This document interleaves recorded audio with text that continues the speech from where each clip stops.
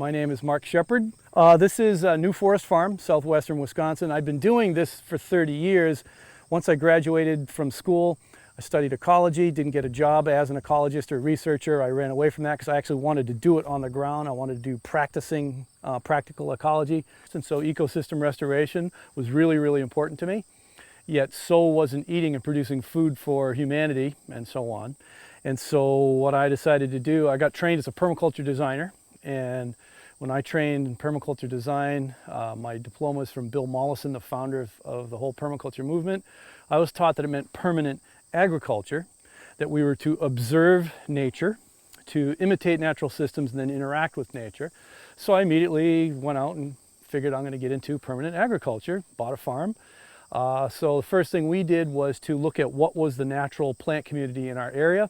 This was where I'm at in the upper Midwest, was mostly oak savanna. So oaks are Fagaces, oak, chestnut, or beech. So let's have an oak component. There was an understory of fruit trees, prunuses, Malus, Crataegus are also involved in this understory. Then hazelnut was a dominant shrub, wild plum, another prunus, raspberries, blackberries, grapes, currants, black currants, red currants, and of course grass all over the place, and then animals, once upon a time bison and so on is what we remember. And so we began 20 years ago to transition this farm, which was a former row crops and grazing farm, to a perennial ecosystem based farm. And so we started with alley cropping with rows of trees and shrubs. And what trees and shrubs did we use? We used the trees and shrubs that are part of the natural ecology of this region. These are not specifically native. They're different varieties that they've been bred and selected through time, but they're the same families and genus of the native trees and shrubs around here. So we're using, it's a biomimicry agriculture. We want to imitate the oak savanna biome with our plant communities. Can we manage it as an ecological system instead of a crop? We would grow our rows of trees and crop in between for cash flow until our tree crops started to yield. And then we would convert to pasture and then graze our animals in there. And we'd graze cattle first and then hogs. And sometimes we've been as elaborate as having cattle and sheep and hogs and chickens and guineas and ducks.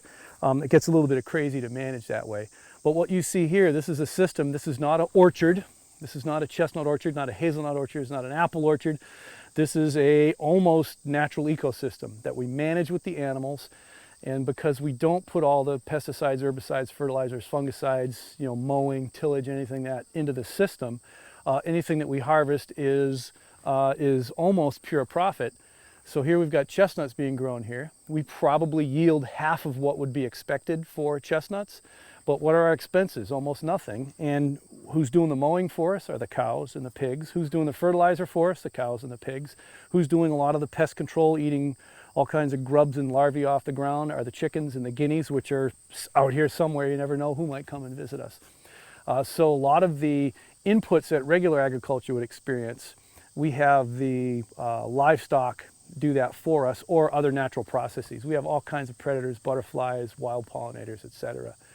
Well, the difference between restoration agriculture and organic farming is still primarily based around annual crops like, kale and cabbage or corn and beans. That you destroy an ecosystem, plow the ground in order to plant your crop, and then you keep it weed-free using cultivation techniques or flaming instead of using herbicides. And then you harvest it for the same crops, except that you haven't used chemical insecticides, chemical fertilizers, chemical herbicides, etc. You've just used mechanical means and or minerals or composts for the inputs. So organic is not as toxic as annual agriculture, but it still misses the whole point, is that we're still annual in the landscape, that we still have to plow the ground every single spring, which is oxidizing the soil. It's not really building the soil. What built the soil all across this planet are the biological systems, the ecological systems. You can start with the bare rock in northern Michigan, northern Minnesota. It'll start with the lichens, go to mosses and grasses and other coarse little woody plants and roses and raspberries and strawberries. And over time, all of these bodies will decompose. They'll pump liquid sugars into the ground. This is what creates the soil out of the pure solid bedrock. So all of the soil around this planet has been created by perennial ecological systems. So let's design an agriculture that's a perennial ecological agriculture, which is what restoration agriculture is all about. And as part of restoration agriculture, we still do some annual agriculture. On a 110-acre farm, at the most we used to do was about 20-25 acres of annuals, and that was mostly small grains and produce. And then now we're 1.5 acres of annual agriculture, and that's purely produce, squash and collards and kale. And this is an alley cropping situation here also, where it's collard greens and kale with chestnut on either side, actually hazelnut on the downhill side. While the woody crops are maturing, we're cash flowing with the produce crop out of here. And like I said, this has been one of the wetter summers around. And so currently right now we're in the process of bailing out of the various different annual fields that are just too wet to work in, and the weeds have gotten out of control. And so that's what this is. This is the end of the season. We're giving up on this stuff. But you can cash flow in your alleys with a high value produce crop. You can do hay, you can do grain crops. I've done just about everything from corn and beans to small grains to produce. Well, why chestnuts? In part, what this type of agriculture, restoration agriculture, my primary focus isn't like vegetables. It's not a specialty market thing, whatever it is, to get into those little niche markets. I'm talking about producing staple food crops for humanity. Currently, right now, our staple foods are rice, our beans, our corn, our wheat. They're all annual crops. How can we get our staple foods, our carbohydrates, proteins, and oils from perennial plants? We don't have to wait, 35 light years for perennial wheat to actually come into production, etc. We can use the plants that already exist here, harvest them, process them accordingly. So the chestnut basically is nutritionally equivalent to brown rice. So it's like, I like to say, it's corn that grows on trees. J. Russell Smith said that in 1926 when he wrote the book Tree Crops. That's how he started talking about this is a corn tree. And then the hazelnut is basically a soybean that grows on a bush and has 3 times the oil of a soybean. So that's why chestnuts, and that's why hazelnuts. And the fact that anywhere where you see oak trees living, you can have chestnut trees living. So anywhere that oak trees live, you will find hazelnuts not too far away, somehow surviving in the wild. The two have been part of a plant community that's been around for 6,000 years or 900 million years, depending on whose books you're reading. Real quickly, kind of what I want to talk about with chestnuts, for example, is they're susceptible to a disease called chestnut blight that was introduced by Chinese chestnuts. They brought it over from the Orient. They'd come adapted to it there. The Americans were not adapted to it, and it decimated them. The hazelnuts, we do the same breeding work with the hazelnuts as we do with the chestnuts. The European hazelnut that has a large nut size and the heavy yields is susceptible to eastern filbert blight. Well, how do you get disease resistance into your plants? Well, nowadays they're looking for individual gene sequences at the cost of millions and millions and millions of dollars. Well, how we do it is how nature does it, is we use a technique I kind of coined the phrase stun, and it's strategic total utter neglect. You basically put your seeds in the ground. You got to know when it's critical that you kind of take care of them. If it's a drought, give them a little water. They're getting totally overtaken by the weeds, do a little weed control. But let them go like crazy, and then either intentionally infect them with the disease or just let the disease come in and infect them. And if they get the disease and they die, I'm not interested in those. I'm interested in the ones that don't get the disease and don't die. So you see a lot of trees around here, like this one right here. It's dead. You know what? Good riddance. I don't care. So many people, oh, what's wrong with this tree? Who cares? It's not thriving. I want the ones that thrive with sheer total utter neglect, strategic total utter neglect, stun.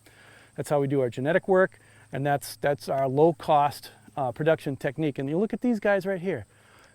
Zero inputs, and that's a heck of a load of nuts. Zero inputs, of course, aside from 20 years worth of selection and intentionally developing this type of natural ecosystems mimicking agriculture.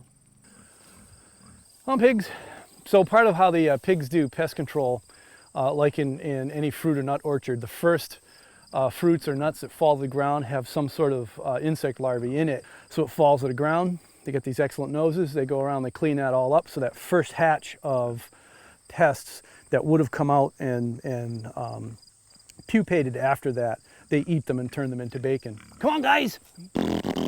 Who wants scratches?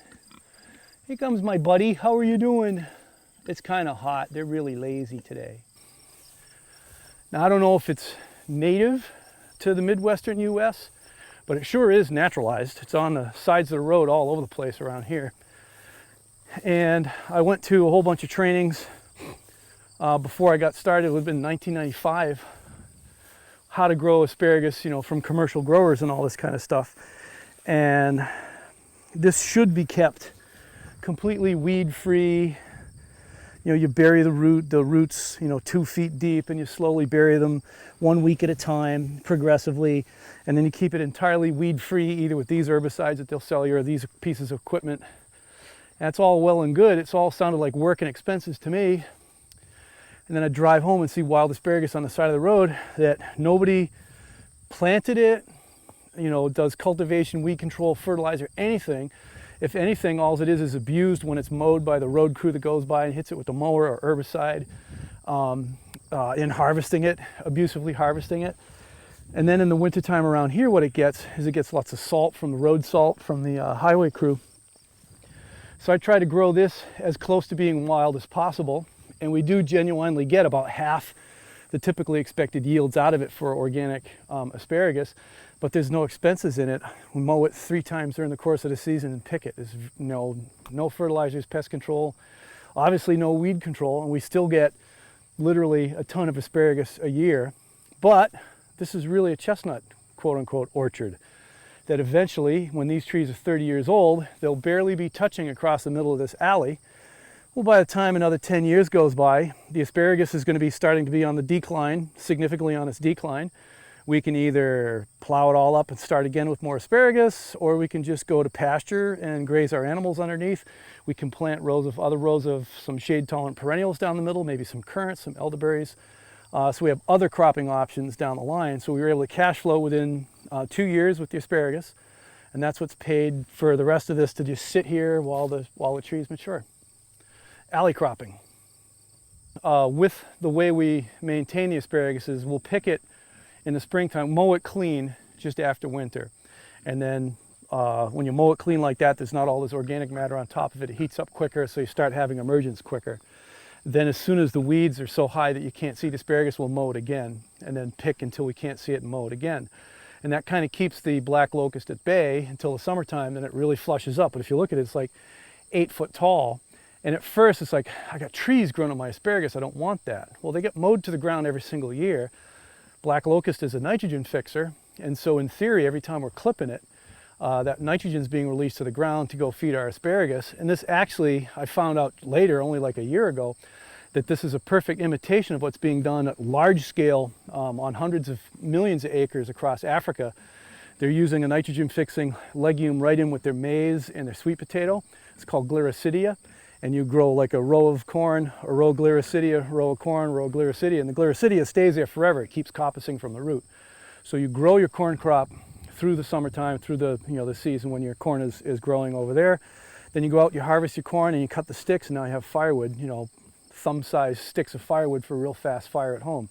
You get the fertilizer flush from the nitrogen fixing roots, and you get firewood, and you get maize from it, and their yields, they're equaling chemical fertilizer yields using the interplanting techniques. So then I said, well, then I can't cut my black locusts down because I'm doing like earth-shaking scientific breakthrough agriculture. So don't step on too much asparagus. Yeah, we don't need habitat islands. We got monarch habitat in the crop. The whole farm is a habitat island. We're part of the Organic Valley Cooperative, and so our product gets aggregated with other growers. There's 128 growers in a 50-mile radius of here that we all bring our products in various days of the week to a warehouse down the road. It gets put on a truck. It's all sold wholesale. We don't do farmers market. We don't do CSA, direct to consumer. We're 4 hours from the nearest real city. Transportation will kill you, so you either need to upscale individually or we upscale in aggregate. We can all be a small-scale farmer. We don't have any more than like 5 or 6 acres of produce going out here. That's a small-time produce operation. Well, we can have 128 of us small-timers all working together. Acts like a big company. The Organic Valley Co-op as a whole, as of last summer, had over $1 billion in sales. That's a big company, but it's all made up of little guys just like me.